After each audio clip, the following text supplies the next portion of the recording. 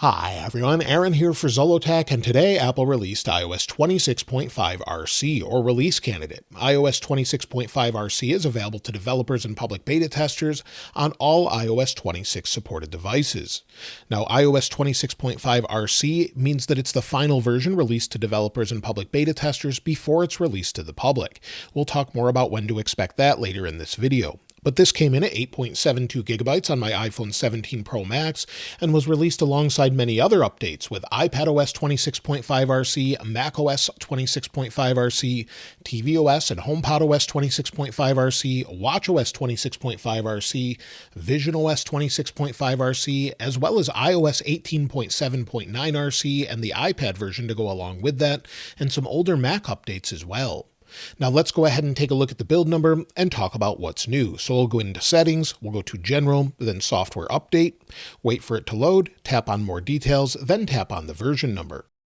And as you can see, the build number is 23F75, and this particular update does include some new features and changes, and iOS 26.5 is a pretty big update overall. Now, we don't have a modem update in iOS 26.5 RC coming from Beta 4 or even Beta 3 at this point. However, I haven't had any connectivity issues, but let me know your experience below. Now, as far as new features, the first feature Apple's confirmed in this is RCS encryption. So if we go into our settings again, this time we'll go down to Apps and then Messages. And within RCS Messaging, you'll see it says End-to End Encryption Beta. Now, you may not see this depending on where you're located, what carrier you have, and it says that here, where it says End-to-End Encryption is in beta and is not available for all devices or carriers. So conversations that are labeled as encrypted are encrypted end-to-end, so messages can't be read while they're sent between devices. If we go back into Messages, and you can see what this looks like. If you're using RCS, it'll say text message RCS encrypted with a little lock. This is a little bit different than what we have with iMessage, where that's encrypted as well. So if you see that, you know your message is encrypted. Apple has said this will be rolling out over time. Now, the next new thing has to do with wallpaper. If we go in to add a new wallpaper, and within Wallpaper, if we scroll down to where it says Pride, Apple introduced 2 new wallpaper here. They typically do this every year, and we have the option to select from different colors. So you can swipe through to whatever suits you best. And if we cancel out of this, maybe select this one, give it a second to load. Again, that's one of the options, but it's just showing 2 of them at the same time.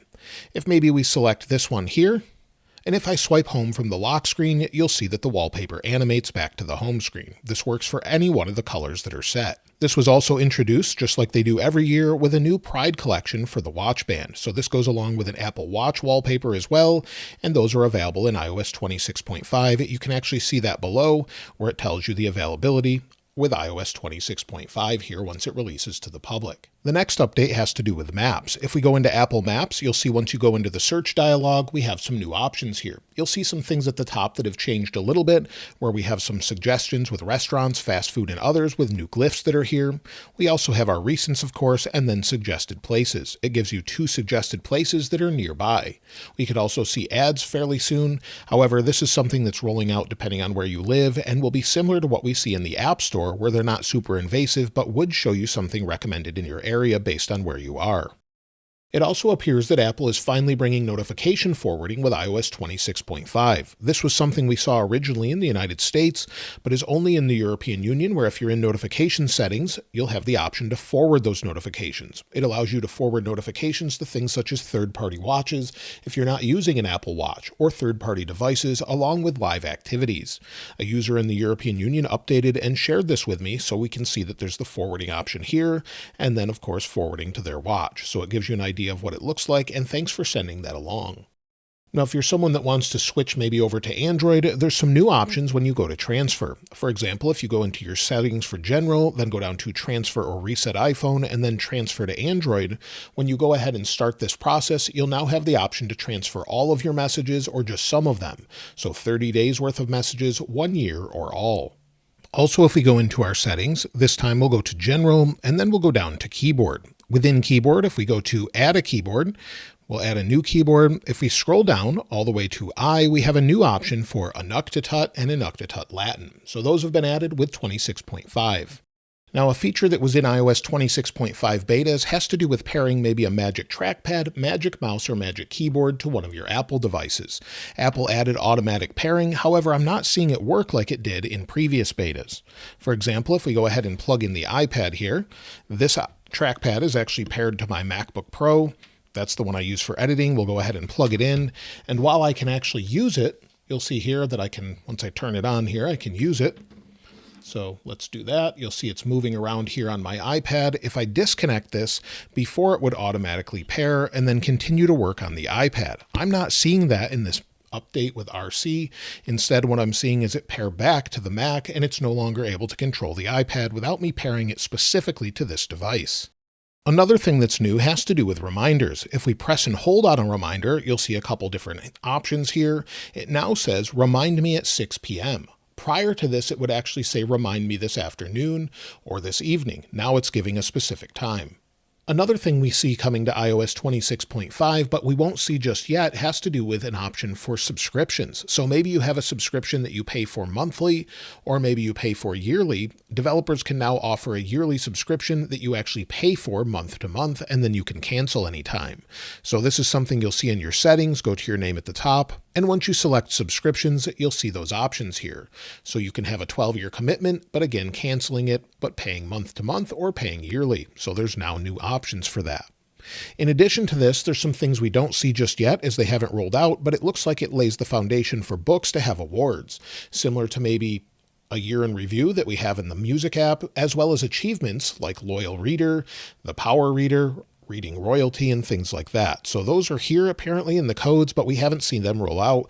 If you read using the Books app a lot, maybe we'll start to see those achievements here. As far as bugs and bug fixes, I have heard from you that if you were having issues placing phone calls and you had a large number of contacts, that will now work properly where you'll be able to receive and place phone calls as you were expecting. So that's an odd bug, but it seems like they've resolved that issue. Also, some people were losing cellular connectivity on their iPad, and that's since iOS 26.4, but it looks like it's resolved now with iOS 26.5 RC. So if you have a cellular iPad and maybe you were losing service or connectivity, that should be resolved, but let me know if it's resolved for you as well. It looks like it's working for me now. It also seems to resolve the lock screen issues I was having, so if I unlock, swipe up, scroll over, everything is super smooth and fluid. So they fixed that. Text to Siri is resolved, as I've mentioned before, where it will give suggestions here. So you'll see a few suggestions. If I type Apple, for example, it then updates in real time very fast. So again, they fixed that with iOS 26.5. Spotlight search, again, the same thing. So if we type Apple, it then suggests different things here and then fills in the rest. So it looks like Spotlight search is working and the keyboard is super smooth as well. And you'll see here in notes that this is iOS 26.5 RC on iPhone 17 Pro Max. So it's keeping up. It's showing autocorrect properly. It can correct those. Everything seems to be working as you would expect. No mistypes or anything. Many people have reported that Apple CarPlay was fixed even with the earlier betas, and it seems that the wallpaper bug is finally fixed. So for example, everything's nice and vibrant. Swipe home. It takes a second. It sort of gets dim and then brings it back up and stays vibrant. Let me know if it's resolved for you so we can finally hopefully see this fixed and stop talking about it. Also, we don't know if they've fixed the charge bug that I mentioned earlier last week, where some people running their phone out to 0% battery, it shuts off on its own, and then you go to plug in with maybe a cable, sometimes it wouldn't charge. So some people were seeing that, and you had to use MagSafe to resolve it, or do a hard reset, or put it into DFU mode to get it to start charging again. So MagSafe seemed to resolve it every time. We're not sure if this is resolved yet, and we'll talk about that in the weekend follow-up video.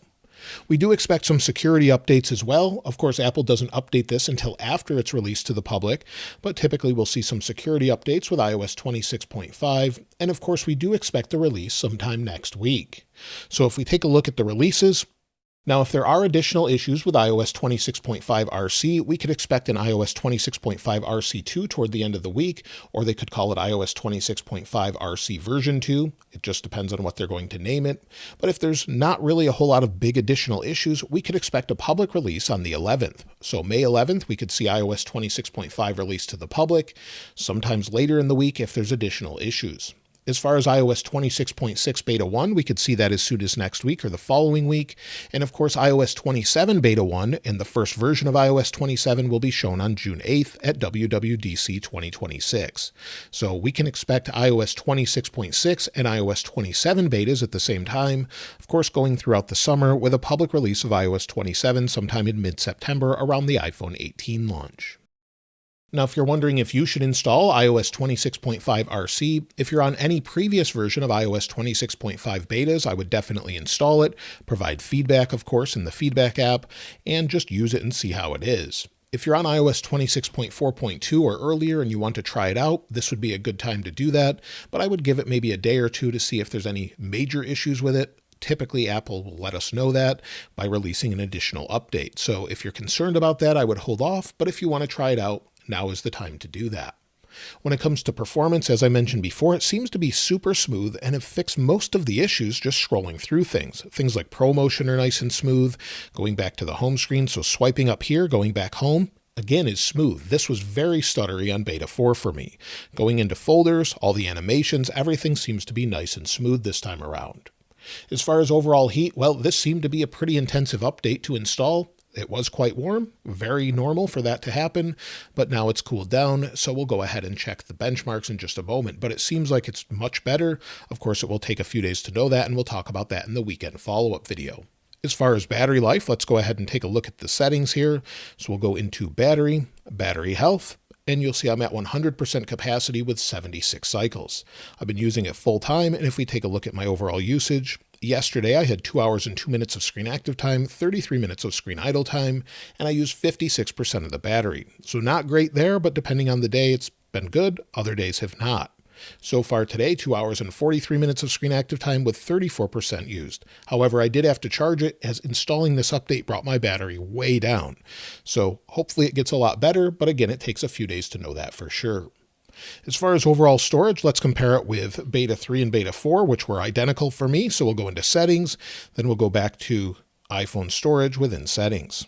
So if we scroll to the bottom, again, we have Beta 3 and 4 on the left, which were identical in size. And if we go into the overall size, you'll see we're only slightly larger with iOS 26.5 RC. So it's not really anything to talk about there. The same Apple Intelligence size, almost the same iOS size.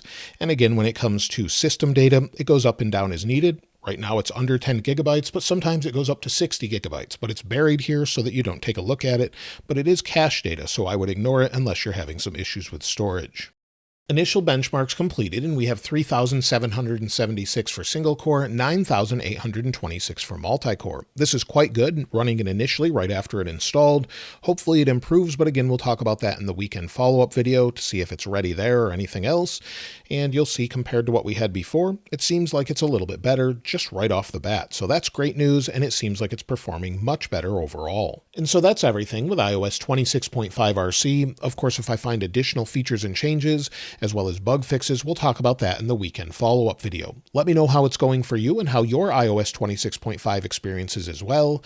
And of course, I'll link this wallpaper in the description like I normally do. If you haven't subscribed already though, please subscribe. And if you enjoyed the video, please give it a like. As always, thanks for watching. This is Aaron.